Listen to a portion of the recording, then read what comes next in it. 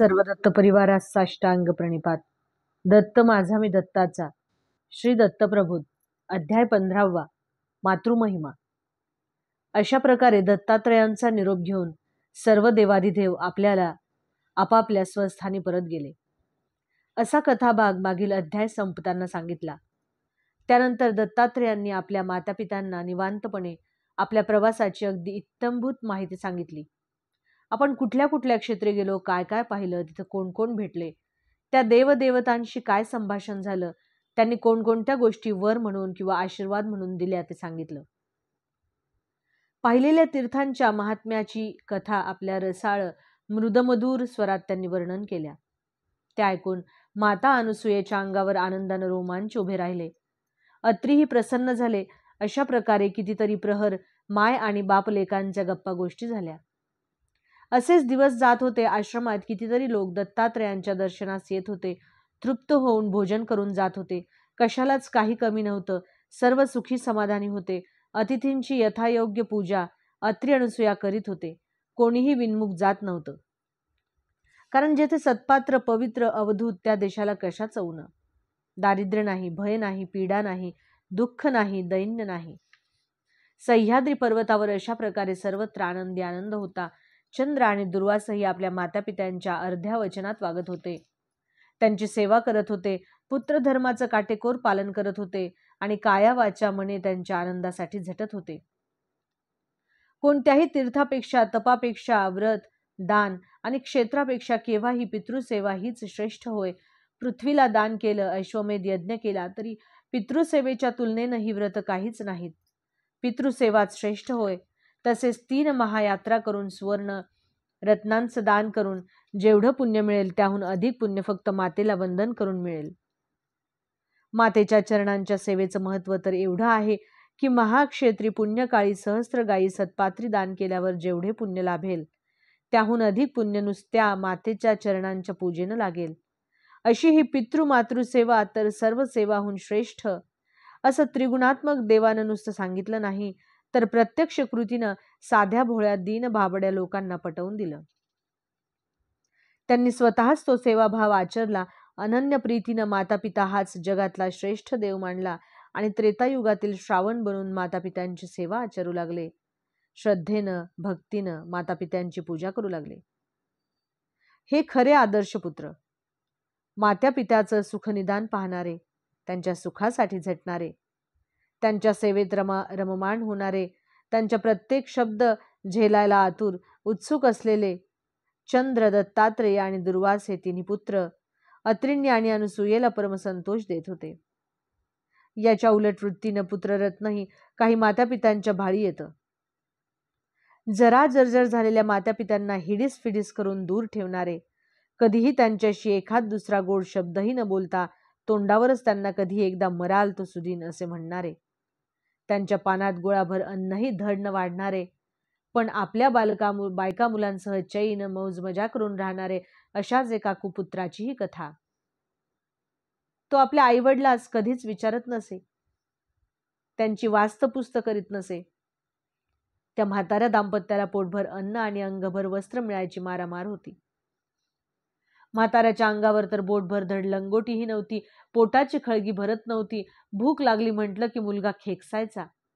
कशाला हवं आहे खायला तुम्हाला? मरा एकदाचे. आमच्या गळ्यात कुठून धोंड आली ही?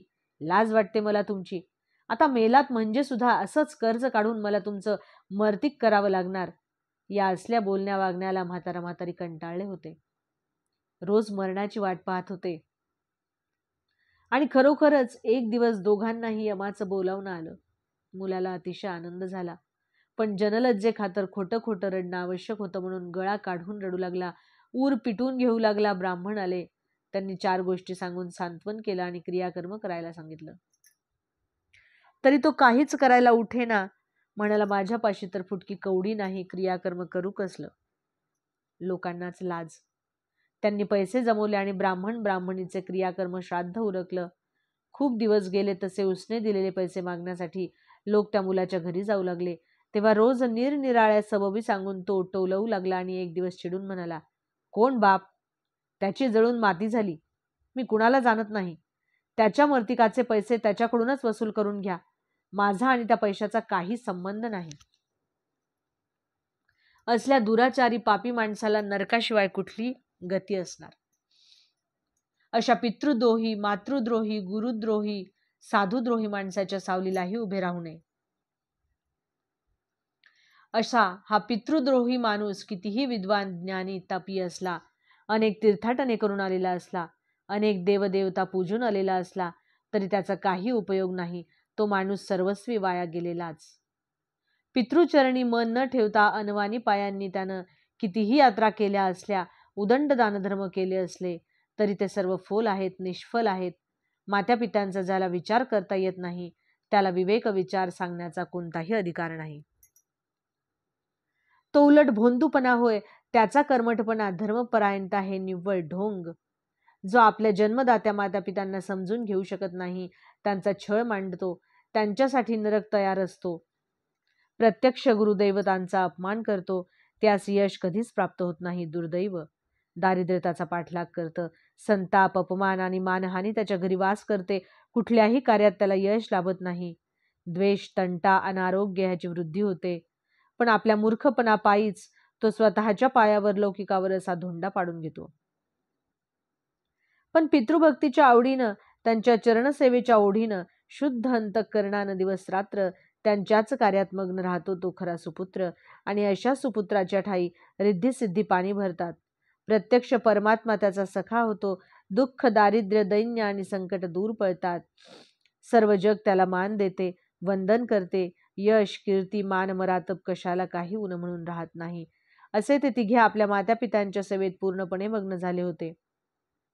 त्यांच्या सर्व आज्ञा शिरसावंद मानून संतोषवत होते. असं बराच काळ चाललं होतं. मातापिताही आपल्या तिन्ही वत्सल पुत्रांच्या सहवासात सुखावले होते. त्यांच्या सेवेनं तृप्त झाले होते. शेवटी न राहून मातापित्यांनी तोंड भरून तिघांच्याही सेवाभावाची स्तुती केली आणि आशीर्वाद दिला की जे जे तुमच्या मनात असेल, तुम्ही इच्छित असाल, ते पूर्ण हो आणि तुम्हाला सफल परिपूर्ण आयुष्य लाभो. तुमच्या मनातल्या कामना, वासना ह्या सुफलित हो. जगदोद्धारणासाठी तुम्ही योग्य आहात. तुमच्या कीर्तीच्या प्रभेनं सारं त्रिभुवन उजळून जाईल. रिद्धी सिद्धी सतत पाणी भरतील. तेव्हा दया, क्षमा, शांती ही मनी बाळगा. त्रिभुवन सत्तेचा लाभ तुम्हाला होईल. साक्षात कल्पतरू तुमच्या दारी फुलेल. तेव्हा तुमचे त्रिविध ताप नष्ट होत आणि अज्ञान, पापवासनाही नष्ट हो.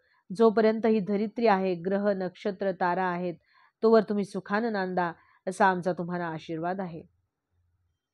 असा हा मंगल आशीर्वाद ऐकताच तिघे जणही हात जोडून विनम्रपणानं आपल्या मातापित्यासमोर उभे राहिले आणि म्हणाले, अहो दीनदयाळा माय बापा, तुम्ही आमचे जन्मदाते, दीनवत्सांचे पाळिते, तुमच्याखेरीज आम्हालाही कोण आहे? आपल्याच कृपाप्रसादानं या सृष्टीचं आम्हाला दर्शन झालं. आपल्याचमुळे ज्ञान मिळालं, वेदाभ्यास घडला, वेदपठन घडलं. जे जे काय आम्ही मिळवलं ते केवळ आपल्या कृपेनंच. हातांचा पाळणा करून आम्हाला जोजवलं, अनेक दुःखांना तोंड देऊन वाढवलं, आमचे हट्ट पुरवलेत, आमच्यावर संस्कार केलेत. परमकृपावंत होऊन आमच्या हृदयातील ज्ञानदीप उजळवलात आणि सर्व संकटांचं निवारण केलं. कोणती सेवा केली म्हणजे या आपल्या ऋणातून थोडीफार तरी मुक्तता मिळेल, असा प्रश्न आमच्या पुढे पडला आहे. आणि विचार करता करता एक उपाय सापडला. शास्त्रार्थात द्रव्य ऋण, अन्न ऋण, पाषाण ऋण, पंचमहाभूत ऋण, धातू ऋण, उपकार ऋण, दानधर्म ऋण, व्यापक ऋण आणि अशी अनेक ऋण सांगितली आहेत व त्या त्या ऋणातून मुक्त होण्याचे मार्गही आहेत. पण गुरु ऋण आणि मातृपितृ ऋण ही तीन ऋण अत्यंत मोलाची आणि कधीही न फिटणारी आहेत. सकळ सृष्टीचा डोलारा तर याच कर्म रहाटीवर उभा आहे. जन्माला आल्यापासून शेवटच्या क्षणापर्यंत कोणाच्या तरी ऋणावर आपण जगतो आणि ऋण फेडण्यासाठी जगतो. द्रव्य ऋण हे द्रव्य देऊन फेडून त्याची निपटणी होऊ शकते, त्या ऋणातून मुक्तता होऊ शकते. द्रव्य देता आलं नाही तर पुढील जन्मी पशुच्या जन्माला येऊन त्याची फेड करावी लागते. अन्न ऋणाचंही तसंच आहे. ते फेडायचं राहिलं तर त्याच्याच घरी पुढल्या जन्मी जन्म घ्यावा लागतो. वस्त्राचं ऋण फेडलं नाही तर त्या घरी बैल होऊन ओझं व्हावं लागतं. धातू ऋण फिटलं नाही तर चोर चिलटं बनावं लागतं. म्हणून उपकाराला उपकारानंच उत्तर द्यावं. जी ऋण फिटली नसतील ती फेडण्यासाठी पुन्हा जन्म घ्यावा लागतो. ती घेऊन ती उरलेली ऋण फेडण्याचा प्रयत्न करावा. आप, तेज, वायू, प्रकाश, पृथ्वी या पंचमहाभूतांचं ऋण तर त्यांचाच जन्म अंश घेऊन जन्माला येण्यात आहे आणि पुढलं सर्व आयुष्य त्यासाठीच वेचण्यात आहे. अग्नीला यज्ञात आहुती देऊन संतोष व्हावं. द्विजाचा वाटा द्विजभोजनानं म्हणजे ब्राह्मणाला भोजन घालून द्यावा. कुटुंबाचं वात्सल्यपणे पालन पोषण करावं. जो तो ज्याचा त्याचा वाटा असतो तो घेऊन जातो. अशा अनेक ऋणात जी 3 श्रेष्ठ ऋण सांगितली आहेत ती कधीही न फिटणारी, तरीही शास्त्रात आणि धर्मग्रंथात पितृऋणाला पर्याय सांगितला आहे. तो असा की पोटी पुत्र जन्मला आणि पित्याच्या छायेत पित्याचं मन न मोडता अर्ध्या वचनात राहू लागला. पित्याचं लौकिक दिगंतात पसरवू लागला आणि पिता हेच दैवत मानू लागून संसाराची सर्व जबाबदारी पेलून पित्यास संन्यास आश्रम स्वीकारण्याची संमती देऊ लागला आणि पितरांचे श्राद्ध करू लागला की तो पितृऋणातून मुक्त होतो, पण मातेच्या ऋणातून मात्र कधीही मुक्त होता येत नाही.